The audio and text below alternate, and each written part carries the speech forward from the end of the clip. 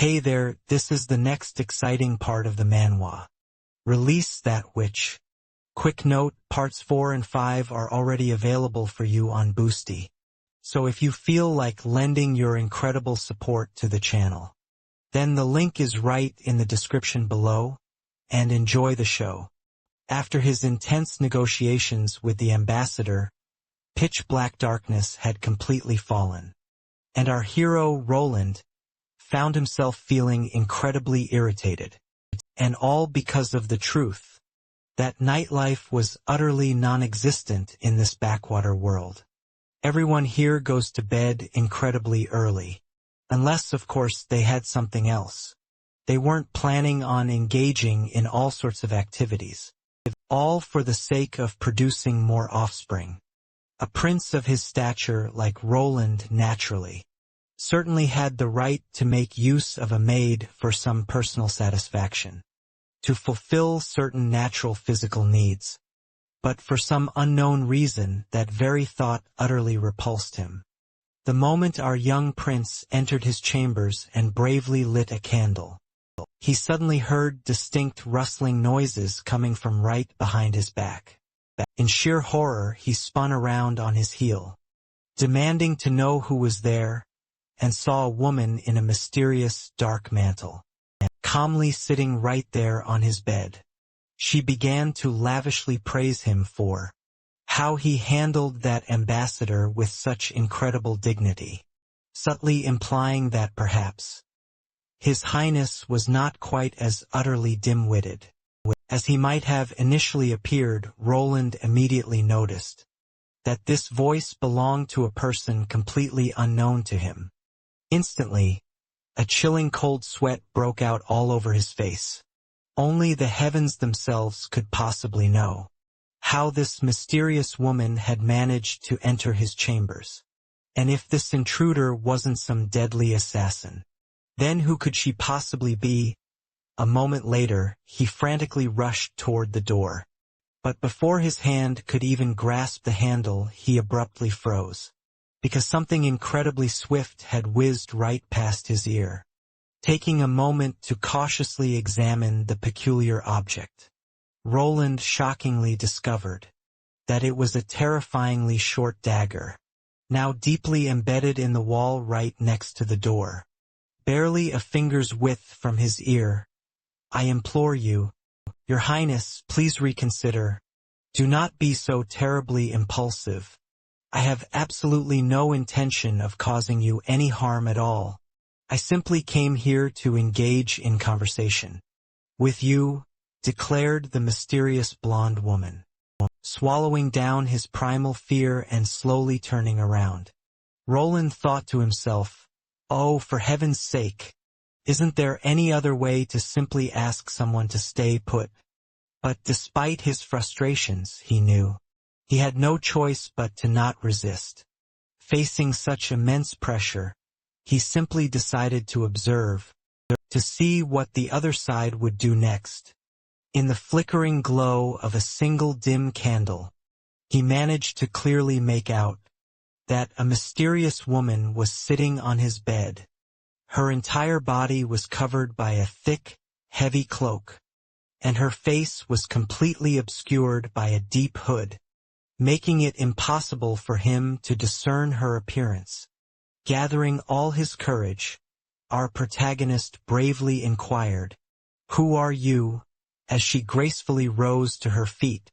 The mysterious woman then explained that she actually did not have a proper name, but her sisters affectionately called her Nightingale. After uttering these words, she unexpectedly dropped to one knee, performing an elegant aristocratic bow, and then spoke. First and foremost, I am here today to express my most sincere gratitude to you, Your Royal Highness, Roland Wimbledon. I am truly indebted to your kindness, for you are sheltering a witch in your domain during such a dangerous and perilous period of time. Our protagonist repeated, "Express your gratitude," after which he instantly noticed an emblem on her attire, that was momentarily illuminated by a flash of fire, in the striking form of 3 triangles with eyes inside, and it instantly seemed to him that he had definitely seen this mysterious symbol before. Indeed, Bairov's words immediately echoed in his mind, from when he had shown him a coin with the very same pattern. This is the renowned emblem of the Witch Association, which the protagonist directly asks. The mysterious blonde, are you truly one of them? She does not explicitly confirm his statement, but once again commends him for his incredibly sharp mind. Realizing that this was indeed the truth, the protagonist sighed with immense relief, knowing that at least she was not an assassin, sent to claim his very soul. He immediately figured out that the true reason for her visit was Anna. He honestly admits to her that he has absolutely no idea how they managed to find out about the blue-eyed girl.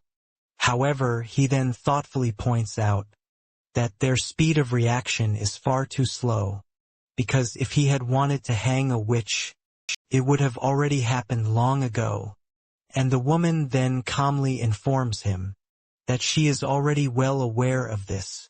Otherwise, she wouldn't even be talking to him right now. After settling onto the bed, Nightingale continued her explanation. The association truly dislikes getting involved in international affairs, especially with anything connected to the royal kingdom. Honestly, just think, for a witch, eliminating a prince isn't all that difficult. But what she truly desires is to convince the association to cooperate with him instead. So if he leaves a terrible first impression, then he is completely done for.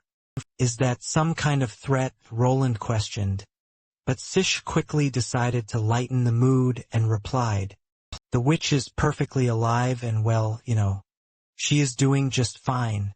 Our dark-haired friend is truly being a bit dense, as it's pretty obvious already that she is fully aware of this fact. And what's more, she's also well aware of another girl named Nana. Then the blonde makes him totally flinch by casually dropping this bomb, that she has been spying on him for the last 2 weeks, tracking his every single move, which deeply offends our hero, because let's be totally honest here, it's truly unsettling to discover that someone is constantly watching you and sees absolutely everything, even things they shouldn't be seeing. And also, this basically makes all the guards useless. But never mind that. The prince then asks the real reason for her visit, because surely it's not just to simply express her thanks to him. Are you already quite tired of speaking with me? Nightingale asked with a teasing smile. 38, while simultaneously taking off her hood and then inviting the young man to sit beside her. Just look, Your Highness. I don't look dreadful, and I certainly don't want to scare you. In actual fact, our brother began to ponder deeply. She isn't just not dreadful at all. She is actually quite stunningly beautiful. When the representative from the association took off her hood, her flowing golden hair cascaded over her shoulders, resembling a beautiful golden waterfall, with the firelight gently reflecting from them. His head was just spinning wildly. Her sparkling eyes held a charm that was anything but childlike. Unlike Anna or Nana, in the faint glow of this dim light, he couldn't get a proper look at her. Yet what stood right before him was already a vision of unparalleled beauty. Slowly, step by step, our hero slowly approached her and then sat on the bed. He certainly did not do this because he was utterly captivated by her beauty and simply could not control his body, but because he sensed absolutely no malice coming from her. But then the young lady moved closer to him, gently touching his cheek with her hand. Oh, you are not afraid of me at all. A clear note of joy rang out in her voice, and she continued to speak. I have seen so many people, and they all reacted in many different ways. But mostly they all hated us, because they were simply terrified. I have seen pure fear in their eyes so many times. But you, she just could not hold back. She gently stroked Roland's cheek. In you I see only pure curiosity. The young man awkwardly coughed a couple of times, and then turned his head just so, to move away from her hand, saying, "Hey, how did this even happen? That a minute ago she almost killed me, and now she is stroking my cheek, like some bossy headmistress lady." Finally removes her hand too and gets straight to business. She came here specifically to tell him that she is taking Anna and Nana Payne with her. Our hero was scared and immediately flat out refused. However, after thinking it over, that he might have angered her with his refusal, he hastily added, "They have a really good life here. No one will ever harm them. Besides, where would you even take them? There is no safer place for them." Then this nightingale was not angry at all about his refusal, calmly explaining to him that she would take them to the Witch Association. That is exactly where they belong. There are many others just like them there. How there is no discrimination for them there, and they will no longer need to hide themselves. However, the Lord continues to press the point, noting that the association does not even possess a permanent place that they could truly call their own home. He then recounts that just a month ago, his soldiers stumbled directly upon one of their hidden camps, concealed deep within the forest. They also managed to discover tracks, leading them far off to the north. But there is absolutely nothing in the north, apart from endless towering mountains. The blonde woman defends their decision, stating that they had settled in a deserted, remote area to maintain a safe distance from all outsiders and any potential dangers they might pose. To this the fourth prince swiftly responds that there are no essential supplies readily available there, which will make life incredibly difficult for the girls. How can anyone possibly survive living in the mountains through winter and truly be safe and secure? Do they even have access to clean drinking water? Do they have a sufficient supply of food or adequate warm shelter for everyone, especially with the months of demons swiftly approaching? What on earth are they even thinking? Suddenly Roland stops speaking and vividly remembers that he had previously explained to Baraf the main objective of the Witch Association, to gather all of the witches together and collectively search for a mysterious holy mountain, believing they can only find true, lasting peace by journeying directly to that sacred place. The young man immediately questioned Nightingale about this, and from her expression, it was incredibly clear to see that they had hit the absolute bullseye with that question. She emphatically declared to them all that she simply had no right to speak of it. This refusal irritates Roland even more deeply. There is so little time left until the months of demons arrive, and the mountains will be swarming with hordes of terrifying beasts. While they might hide effectively from people up there, they will never be able to hide from the ravenous monsters. Therefore, he absolutely cannot agree to hand over his precious witches to such a perilous fate. Suddenly a brilliant epiphany strikes him hard. How about this incredible idea instead? Instead of searching for their holy mountain during winter, they could come to Border Town and simply wait it out right here. And when all of the danger has finally passed. After those words, Nightingale was about to leave. To put it mildly, she was stunned. The guy then added, "Well, think about it, it's a reasonable idea. We can look for the holy mountain later, right?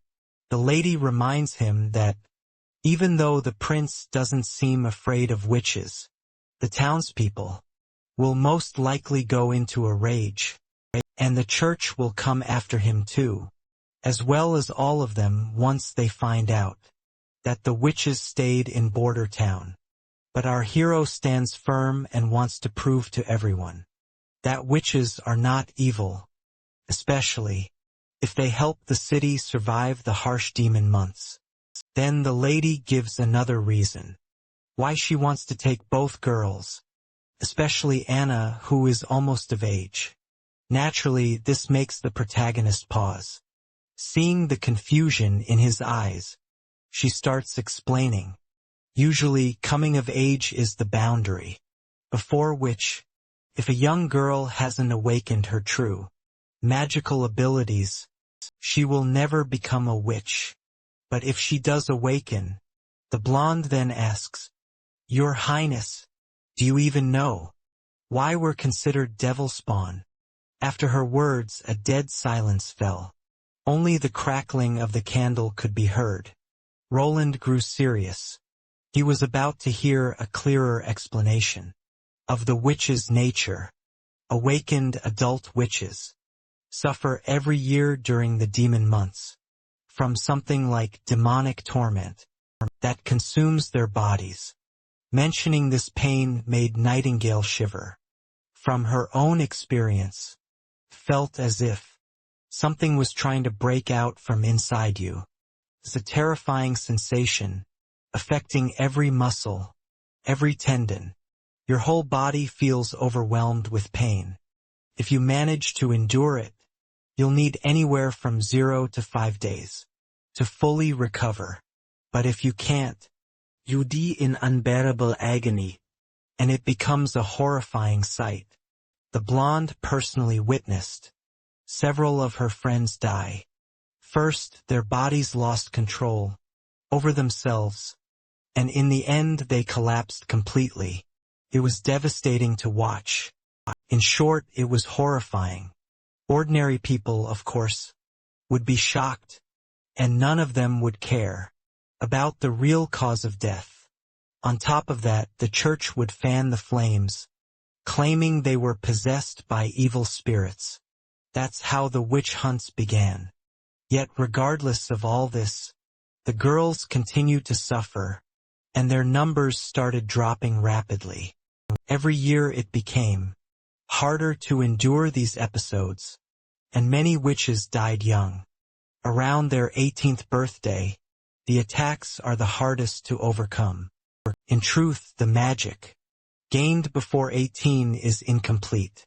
Only after adulthood does it become stable. After stabilization, it can grow stronger, and new powers can be learned.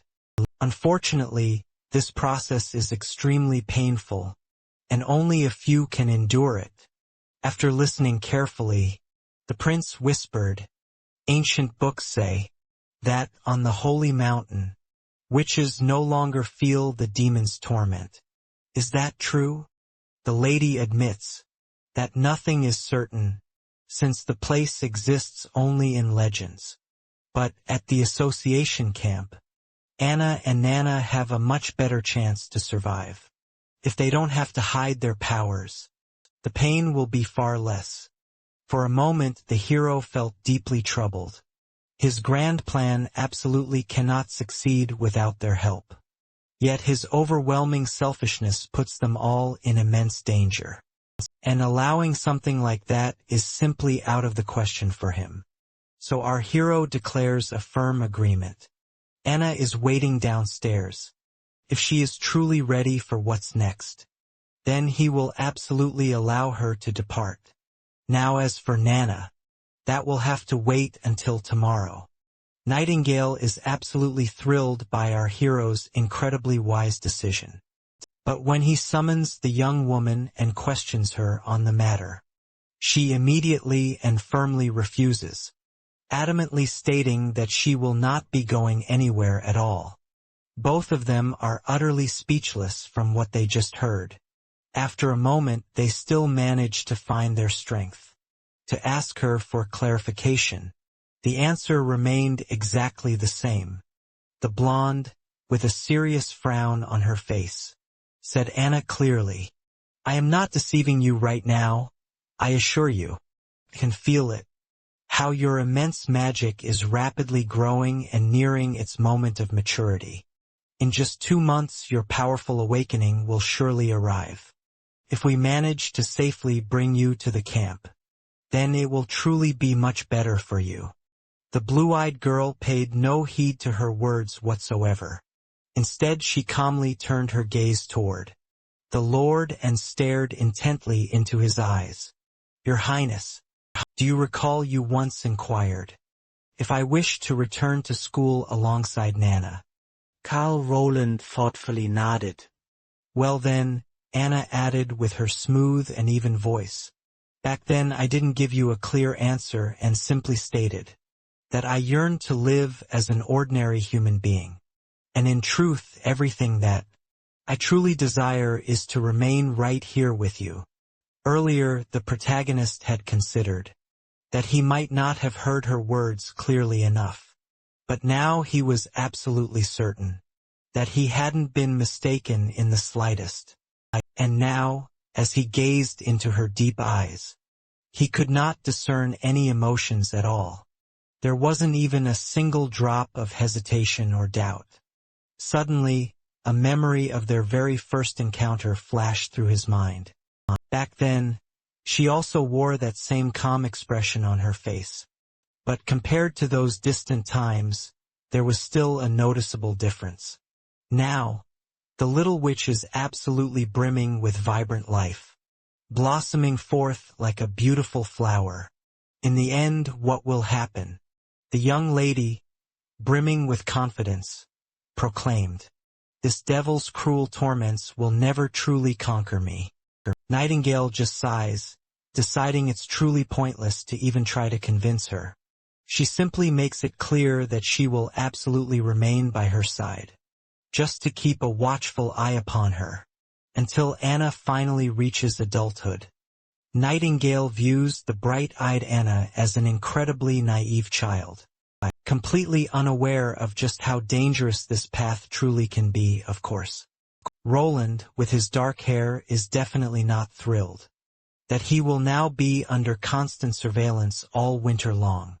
But what other choices does he truly have? And with that, their intense conversation finally concluded. The blonde woman pulled up her hood and gracefully rose from the bed.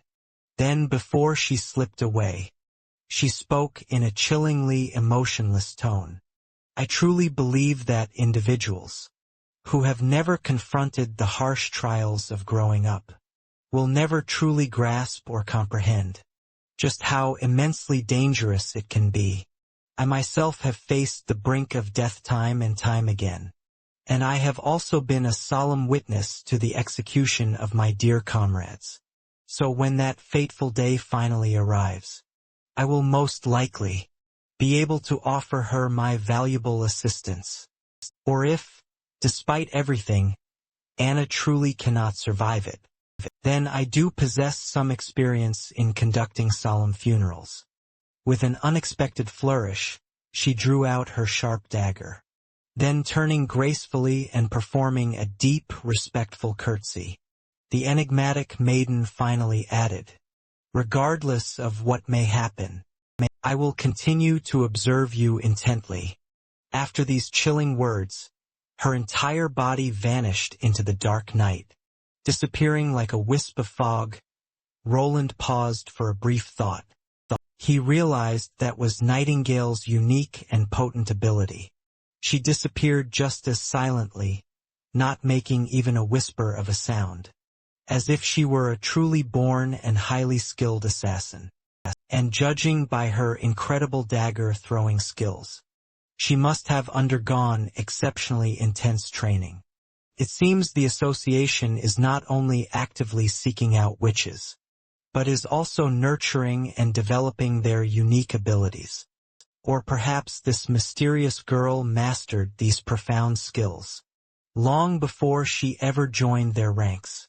Roland, the ingenious engineer, no matter how deeply he delved into the memories of the past, of the body's previous owner, was utterly unable to find anything about this shadowy organization. But he harbored a potent and undeniable premonition that he would absolutely inevitably cross paths with them again, alright? Gently stroking Anna's soft hair, he softly told her it was already quite late, which meant it was clearly time for her to go to bed and finally get some sleep. Right at that very moment, her heart was completely stolen by him. She mused silently to herself. Oh, what a total fool he was. The next day, the citizens of the frontier town eagerly gathered in the main square, awaiting the highly anticipated address from the fourth prince. Just a little earlier, our young protagonist had posted an urgent notice, proclaiming he would share something incredibly important today. The announcement also clearly stated that anyone who would come forth and patiently listen to his words would be generously rewarded with a steaming bowl of porridge and half a fresh loaf of bread. For the struggling townsfolk, this was nothing short of a coveted free meal. And so, because of this incredible offer, a far greater number of people had gathered there today than even when the infamous witch's hanging was once planned. As he ascended the makeshift stage, Lord Roland beheld the immense crowd before him. He would have composed himself and declared that he wasn't feeling nervous in the slightest. For most of his past life's existence, our young hero had spent countless hours glued to a computer screen, only occasionally attending dull and uninspired meetings. Consequently, for Lord Roland, this marked his very first time addressing such an enormous gathering of people. But even with a knot of nerves in his stomach, he absolutely had to see this through, as the city's defenses were currently far from robust. He needed to ignite a spark of motivation within the people. And so, our courageous protagonist began his powerful address. Good day to you all, my beloved citizens. I am the fourth prince of Grecastle, Roland Wimbledon. At this very moment I have something crucially important that I absolutely must convey to each and every one of you. For days ago, an ambassador arrived from the formidable Longsong Keep, with the intention of collecting our precious ore. As you all know, just 1 month ago we suffered greatly from a devastating accident on the northern side of our sacred mountain. Even to this very day we have been unable to fully restore our vital mining town and operations. Therefore, to extract even the necessary quantity of precious minerals is simply not possible. All of these dire circumstances I painstakingly explained to the envoy, and I humbly requested he lend us food in return. We promised we would repay them fully by the end of this harsh winter. But he harshly refused, declaring negotiations were utterly out of the question. It's just like it was 2 years ago, the exact same scenario. I know all of you vividly remember those terrifying events. But I must warn you, this year promises to be even more dire. One of the most esteemed astrologers from the keep has informed me that this time the dreaded months of demons will stretch out even longer. For more than 4 months. This in turn means to us all that all of us will face 2 grueling months of famine. Just 2 years ago, we lost 20% of our population. Some of you lost a beloved brother. Some of you even lost a precious child. And now the question looms, how many more will we lose this time? No, your esteemed highness, please, we beg you. You simply must find a way to save us. Someone from the distressed crowd cried out with desperation. And immediately, others in the crowd began to echo his desperate pleas. Your Highness, we truly implore you, do something. Please, help us. Hearing all their fervent cries, Roland calmly raised his hand high, asking everyone to settle down and keep silent. Of course, I would never abandon my loyal and trusted people. I would truly never do something so unthinkable. You probably are not yet fully aware, but annually from the Grand Fortress of Longsong, we received crucial food supplies, along with many other important things, while they took our hard mind or in return. However, this was never truly equivalent to its normal market price. The precious minerals that we tirelessly mined for 2 months are actually equivalent to half a year's worth of food. This time, I personally sold our mine or to Yellowtown, and soon their ships will arrive here, laden with an abundance of food, far more than just bread. There will be delicious cheese, rich honey, and plenty of savory meat. As a result, every single one of you will be able to eat your fill this winter. Now, isn't that truly wonderful news, my friends? The entire square immediately erupted into thunderous applause. The wise lord then continued speaking. However, this does mean a complete break in our relations with Lanson Fortress. Therefore, another critical problem now arises. They will not welcome a single one of us within their city walls. And as a direct result, we will truly have to remain here in the borderlands this winter. Most of you have already been to the western border of our lands, of our very own city. There, we are currently constructing a truly powerful defensive wall. I know that many of you greatly fear an invasion of demonic beasts, but rest assured we will be able to stop them. I want to make it clear to all of you that these so-called monsters are not significantly stronger than your typical ordinary forest animals. Even though they possess incredibly rough skin and dense, thick meat, they still absolutely cannot climb up our formidable walls. And we have plenty of stones. They will be nothing more than a mindless herd, worthless targets for us to hunt down. My loyal people, tell me this. Are you ready to cower away in Longsong Fortress, living in squalid shacks and starving to death? Or under my fearless guidance, you can shield your beloved families and children, defending our borders until the very last breath.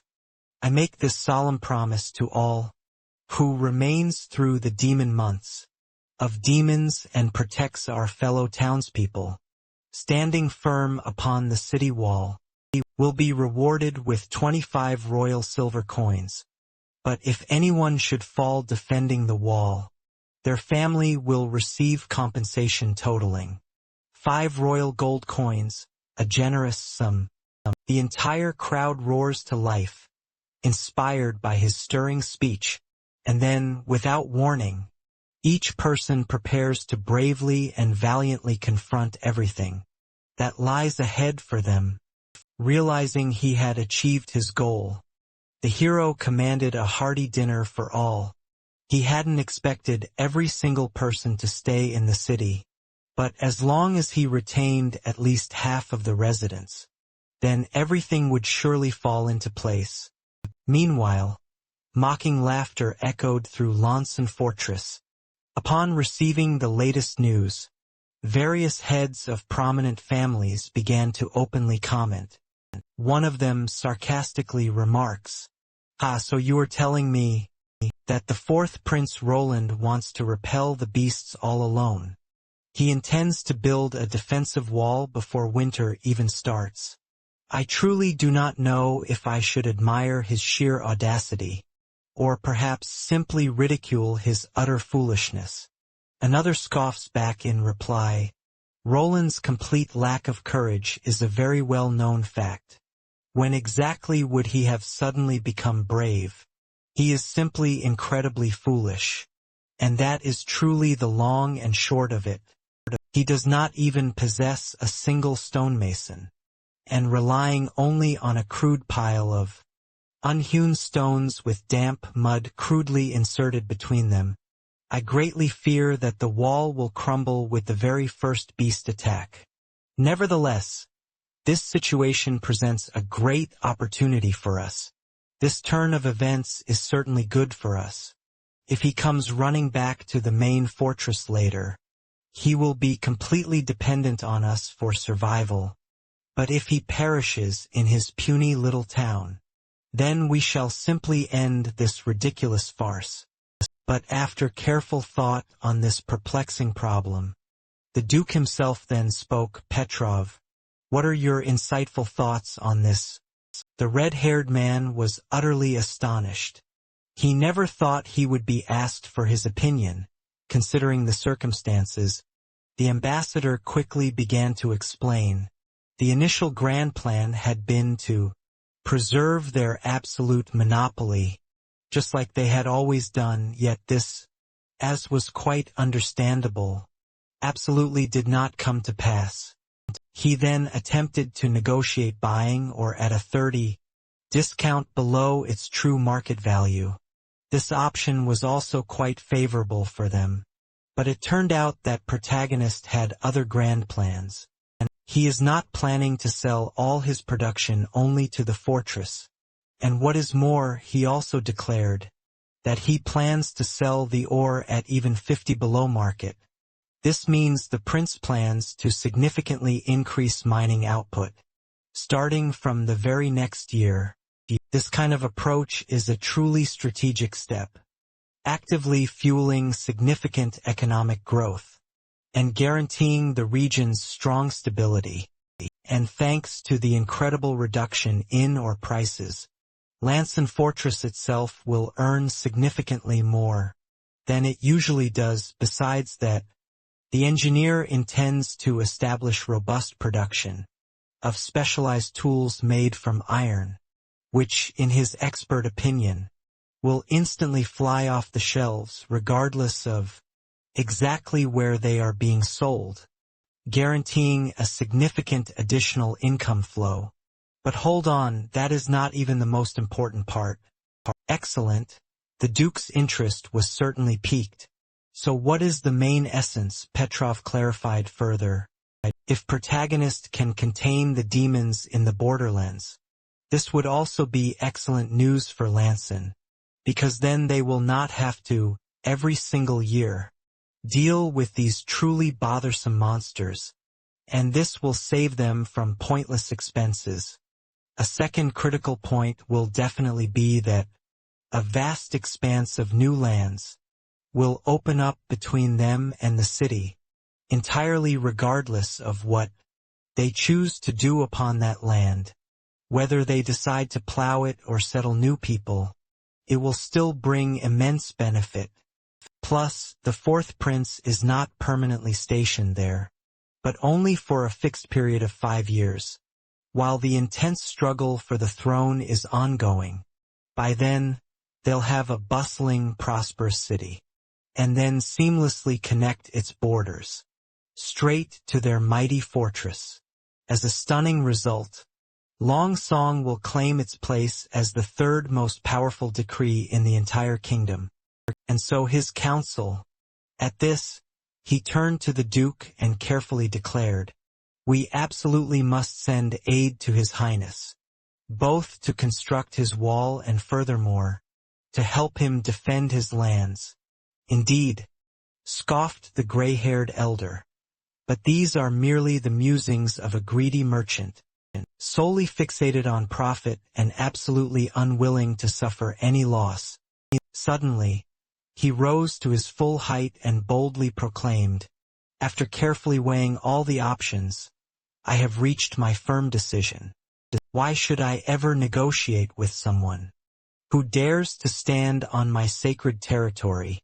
No one, I repeat, no one is allowed to lay their hands upon it. Certain rules absolutely must be followed, and if they are not, then severe punishment must swiftly follow. I care not if the border city flourishes or is utterly destroyed, but no one, absolutely no one, dares to break an agreement, and even the prince himself is no exception. And that's all for today, everyone. Thank you all so much for watching. Parts 4 and 5 are already available on Boosty. Find the link right in the description. And be sure to subscribe to our Telegram channel. so you don't miss out or get lost. Until next time.